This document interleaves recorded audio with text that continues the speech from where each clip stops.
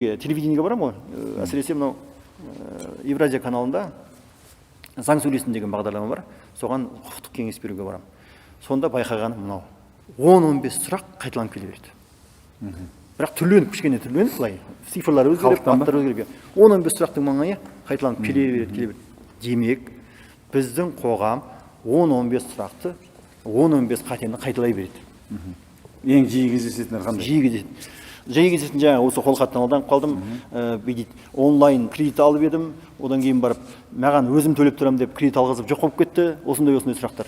Осы мәселеде, сосын жаңағы әлеуметтік мәселелері, осындай әлеуметтік мәселелер. Соның негізінде мен ойға қалдым былтыр. Сосын біз курс аштық. Қайраткер деген курс аштық. Онлайн, офлайн курс. Онлайнда жүргізуге болады. 16 сағаттан тұрады. Асқар ағайға жұмаділдаев айтсам, 16 сағаттан тұрады десем, сен бір семестрдің сабағын береді екенсің ғой дейді, бір семестр 16 сағат тұрады, негізі 16 апта ғой. Соны ол не? Ең қажетті деген қарапайым құқықтар. Енді бұл жерде сіздің де үлесіңізді айта кетуім керек. Мен баяғы 5 жыл бұрын сізден осы интернет қалай бизнес жүргізу керек үйреніп кетіп едім ғой. Соның енді пайдасын, жемісін көрейін деп ары қарай жаңағы интернеттен онлайн қалай жүргізу керек, инфобизнестің бір түрі ғой. Ол негізгі 4 бағыт. Біріншісі ол дүкендегі құқықтар деп аталады, яғни дүкендегі және банктегі тұтынушы ретіндегі құқықтары. Одан кейін екіншісі көшедегі құқықтар мен міндеттер. Көшеде не істеу керек, не істемеу керек.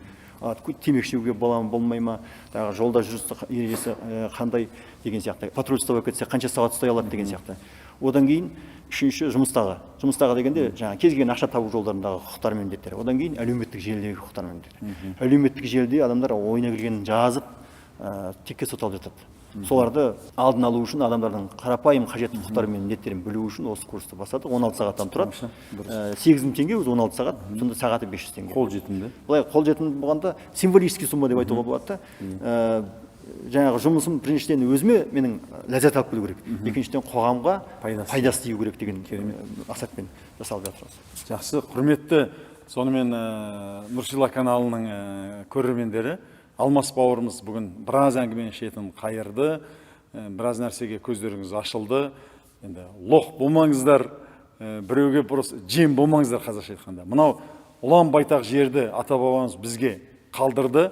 Осы жерде енді бәріміз тең болып, бәріміз байда бақуатты болып өмір сүру үшін біз өзіміздің құқығымызды бірінші білуіміз керек.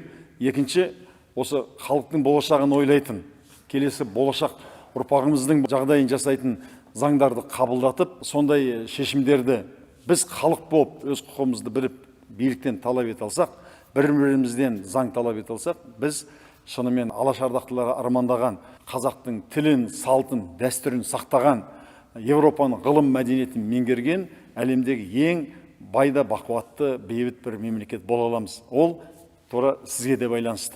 Алмас бауырым, бүгін уақытыңды бөліп келіп ой түбінде жатқан біраз сөздерді шығарғаныңа рахмет.